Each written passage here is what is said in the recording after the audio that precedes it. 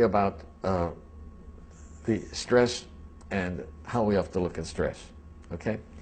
And I think it's an important thing because many people have told me from my lectures it's the one thing they remember, okay? I was sitting in a dentist's office and looked at an article that said, how do lobsters grow? Well, I don't care how lobsters grow. But I was interested in it. And it points out that a lobster is a soft, mushy animal that lives inside of a rigid shell. That rigid shell does not expand. Well, how can the lobster grow? Well, as the lobster grows, that shell becomes very confining. Right? And the lobster feels itself under pressure and uncomfortable. It goes under a rock formation to protect itself from predatory fish, casts off the shell, and produces a new one. Well, eventually, that shell becomes very uncomfortable as it grows, right? Back under the rocks. And the lobster repeats this numerous times.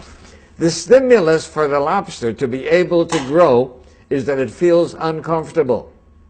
Right? Now, if lobsters had doctors, they would never grow.